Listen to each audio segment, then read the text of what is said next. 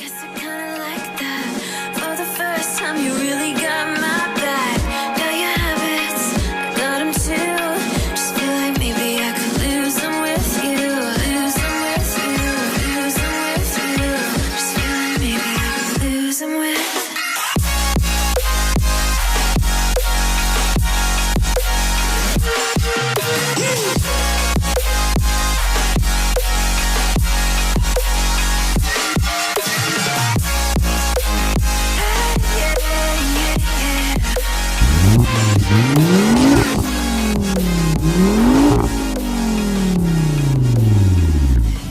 How's it going, everyone? Today I am filming with the dark side, as some Saab people like to say. This is a 2004 Volvo S60R, and we're going to be doing a full review on it. So go ahead, and you want to start off by just telling us, like, the S60R is like the top tier, like S60, right? Yeah, so in 2004, when the S60R was first released, it was pretty much the top of the line performance car that Volvo made at the time. I mean, nowadays they're really getting into more intense racing stuff like that, but at the time this was the top of the line car you could get when it came to performance. It has a 2.5 liter inline 5 turbo engine. So what do you have done to it under the hood here? Under the hood, the only major modification would be the turbo actuator. It's an aftermarket turbo actuator.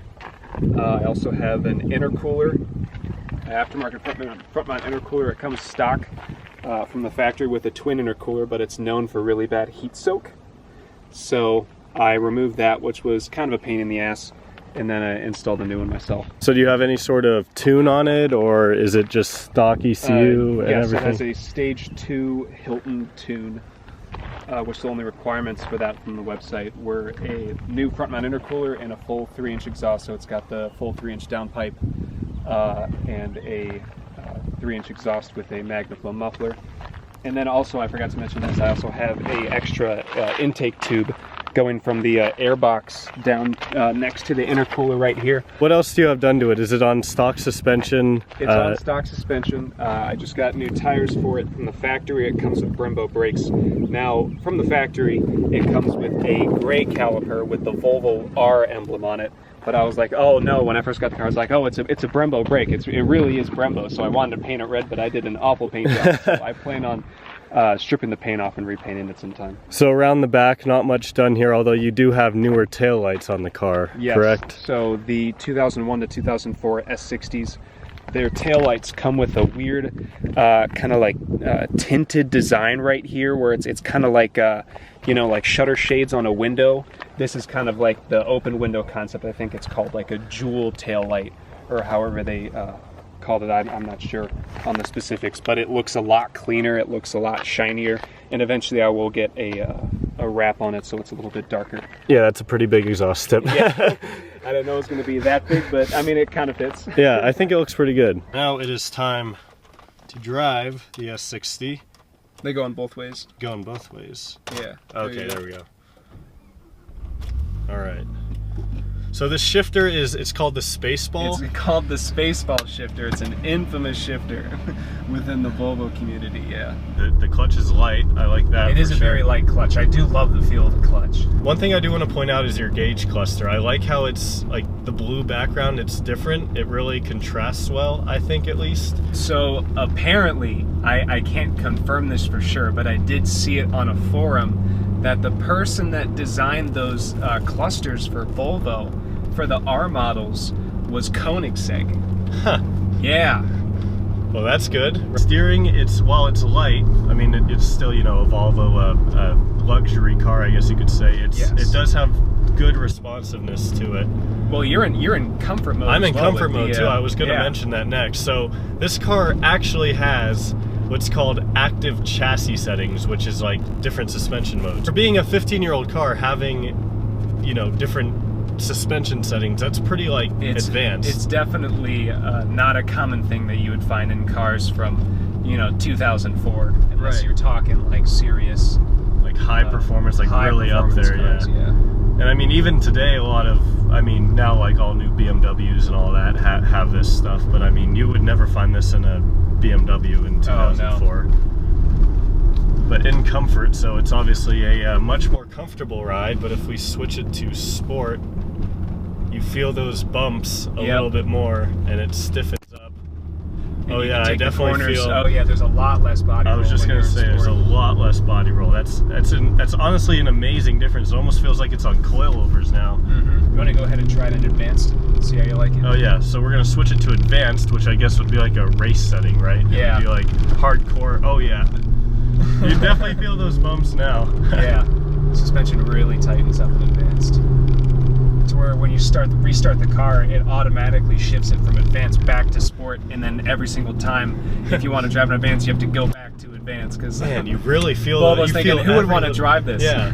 Volvo's like, are you sure you want to drive in advanced? Yeah. And you really do feel every little bump though, but it definitely helps with cornering for sure.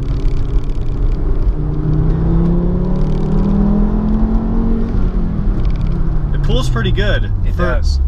I love the I haven't driven a Volvo before, so I haven't driven a 5-cylinder. You can hear the turbo pretty good. It's got a K&N filter on it, right? So a little bit more turbo noise, I guess, out of that. Yeah. Not as much as an open air intake, but you know, it's not anything to complain about for sure. 5-cylinder sound is just.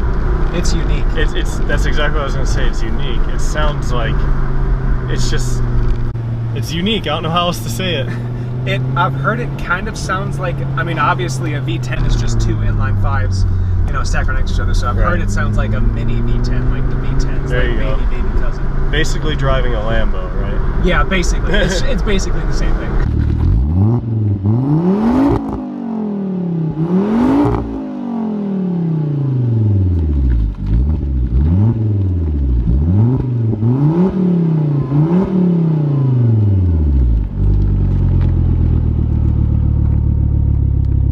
We're gonna punch it here from a start. I've heard first gear is pretty fun.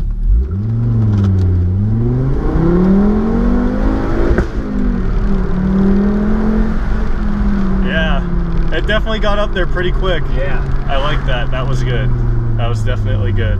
All right, let's get on one more time here. It struggled for traction there for a second. Yeah. It has, Typical EcoBoost Mustang. Yeah, I love that turbo hiss. You can hear it so well because the exhaust, like I said, it doesn't drown it out. It's a good sound, but it's respectable. Some people straight pipe their Volvos in. I mean, it sounds all right, but it's way too much oomph for what the car actually is, you know. This is much more refined. The steering is really precise for a 15-year-old Volvo. Brakes are pretty good too. Brembos, of course, like we mentioned. Yeah, it really does stiffen up in advanced. I mean, I don't have anything else to say. It's just, it's stiff. Just makes it so much easier to take turns comfortably. You know, well, that's kind of like it's kind of ironic in a way. Yeah. That the advanced setting, you know, you feel more confident, I guess is the correct terminology. You feel way more confident. 6-speed manual, like I mentioned, and you said it can be a little bit finicky, right? Or it can be a little bit. I don't know what it is. The catch point with the 6-speed is just it's so weird. I've only driven, you know, 2 or 3 or 4 other manual cars, but man, this one kind of like it likes to mess with you sometimes. It's just you know, where you release the clutch and it's hard to tell where the catch point is unless you're like noticing what gear you're in and what RPMs you're in. That's how I figure out, you know, where it's going to catch. But sometimes it's just like the indicators aren't that strong, and if not paying attention, I'll like, you know, clunk myself. Even though it does, I did feel it like kind of catch there a little bit rough when I did that downshift. It's still like, it's not like a big like clunk where it like throws you back in your seats. It's nothing. No, I mean, I guess I could be pretty bad at feathering the clutch too. Where other cars have some more forgiveness, but yeah, when it comes to actually, you know, shifting into each gear, and you know, it feels great. Right. It's got a good amount of torque too, that's for sure. I mean, you don't have to give it much gas to get it going. From the factory, I want to say it's 300 horsepower and 295 foot-pound of torque. And what does it have with the tune? With the tune, I mean, it's an E-tune. The guy actually sent the file to me over a computer, and I hooked my computer up to my car, and then I flashed the ECU myself. So I've never actually taken it to a dyno, but current estimates put it at around 300 to the wheels. 300 to all 4 wheels. Yeah. That's pretty good. Yeah, no, I mean, it's my daily driver, so I'm not looking for anything crazy. Right. So yeah, that's perfect. And for a daily driver, how do you like it? Has it been a reliable car for you, or has it? The only time it's ever left me stranded was a pop tire. So yeah, it's been fantastic. And have you had to do a lot of repairs or maintenance or anything like that? I have, but it wasn't necessary, the stuff that I did. For example, Just like preventative maintenance. Yeah, it's preventative maintenance that the dealership convinced me that I needed, and I didn't bother inspecting it myself before I went ahead and bought car parts. So that was a lot of it right there. I put the windows down because we've had the AC off and it's gotten very hot to the point where I'm sweating now.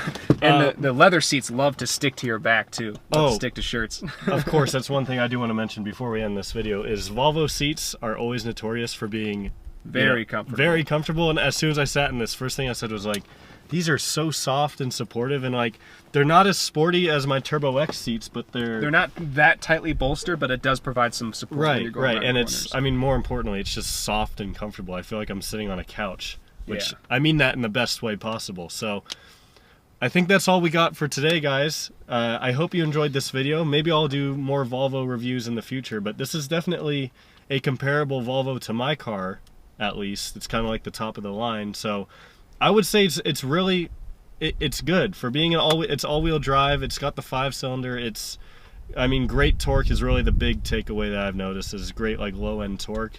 And I don't know. I think it's a good car. How much can you get these for? I paid a dealership $9,500 for mine, which include all like the registration and stuff. But you can find a pretty good condition S60R. Maybe 07 and earlier, 04 to 07, for about $7,000 would get you a car, maybe under 120,000 miles on it. That's not bad. That's not bad. $6-7,000. That's a good amount of car for $6-7,000. So yeah. I think that's all I've got for today, guys. Thank you all so much for watching. If you enjoyed this video, give it a big thumbs up. I'll see you next time.